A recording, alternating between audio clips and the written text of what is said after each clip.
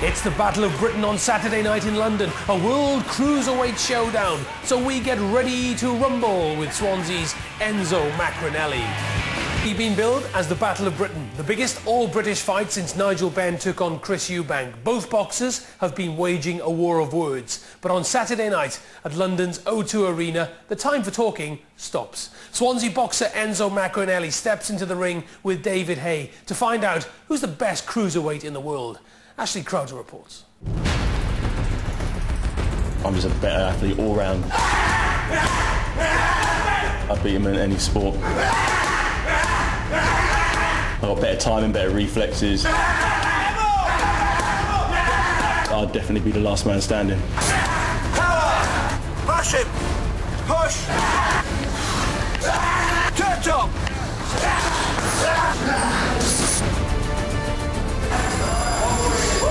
When I train for war. That is my job, and that's what I do. You know, you've seen what we go through today, and that's a daily regime for us. Push it! Come on! Got it! Push! Go! You see us down here. How can we not keep our feet on the ground? You know, we got obviously world champions in Joe Calzaghe, Ring magazine trainer of the year, Enzo Calzaghe. He can push us that limit there. Your body never thought possible. And David Haye's in Miami, Florida. Nice and sunny. We've got to train a little bit harder here just to get warm. But the playboy of the cruiserweight division does things in a very different style. David Haye says he could have been a supermodel and counts Hugh Hefner as one of his many celebrity friends. There was no question of him stepping out in the cold after setting up camp in Miami. He really feels that, training in the cold and doing all the stuff that he's doing, that's going to give him the edge. But it's just a psychological thing for him. He needs that little edge. I know I'm better than him. Running, jumping, football, rugby, hockey, anything, I'll beat him. I've got better timing, better reflexes, more powerful. I've got better endurance. A lot of people don't, but you'll see in this fight. If he's lucky enough to go late, you'll see who's got the better endurance. I'm not going to go down the road of slagging a fighter off, because that's not my style. If you've seen me doing that, obviously something's got to me. I'm not kidding myself. It's going to be a walk in the park. It may not be. It may well be. So like I said, I'm prepared for full 12 rounds. 12 brutal rounds of boxing. If it goes in the first, goes in the first. If it goes 12, it goes 12. At the end of the day, I'm fully confident that at the end of the fight, my hand is going to be raised and I'm going to have all the belts on my wrist.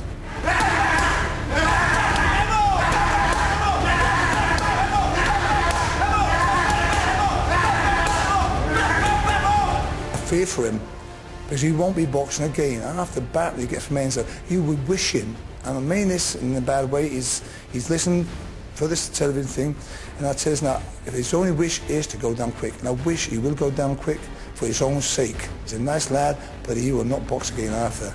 It will take a long time to box if he's boxed again, because he's going to be destroyed. I think he should worry about his own fight. He don't have to worry about me. I don't know the fella, to be honest. I appreciate his concern, but he should turn that concern for his own fighter and make sure he has the towel in his hand, because if he doesn't throw the towel in to save his boy is the one who's going to get seriously hurt.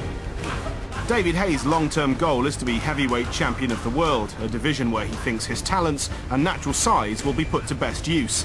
Haye's had to lose 17 pounds to make the cruiserweight limit and has suggested that Maccarinelli only agreed to the fight because he's having to shed so much weight. They go on about this weight situation. He loses 2 stone. Joe Calzaghe lost 2 stone for the last 10 years. What Arms have done him, undisputed super middleweight champion. Gavin Rees, WBA champion. Ricky Hatton loses 3 stone. Loads of fighters have done it. The difference is they're naturally that weight. They're naturally the weight they fight at. I'm a natural heavyweight. For instance, Ricky Hatton, he's got to take the weight off, but he puts that weight on. He's fat. If you see him before a fight, his cheeks are out here, he's fat. When I'm 3 stone overweight, I've got a 6-pack. That's the difference between us lot. I'm taking off natural weight, whereas they're taking off fat from drinking. But all the talk will end in the early hours of Sunday morning. The bookmakers have Haye as favourite, but opinions are split elsewhere. He has knocked out some good guys, but not at the level for the period of time that Enzo's been doing it. He may turn out to be great, but he hasn't been around as long as Enzo. To me, Enzo's proved himself. This is an opportunity for Haye to prove that he's going to be a great champion of the future. I don't think he's ready for Enzo. Both guys hit hard, but who gonna get hit the most? Because one of them got to be technical, a little bit more technical than the other one, and it's about movement. How can I move back and let you come up there and capitalize on who is the good counterpuncher. If I ask you who the better counterpuncher, then you can pretty much tell who's going to win. And I honestly believe Enzo's going to win. To me, if I was David Hayes' people, I probably would have held him back a bit. I don't think he's ready for Enzo Maccarinelli yet. I don't think he's good enough for Enzo Maccarinelli. And I'm saying this on TV, I could be proved totally wrong, but that's my feeling right now. Maybe I'm a little biased because maybe my heart is ruling my head because I want Enzo to win. Simple as that.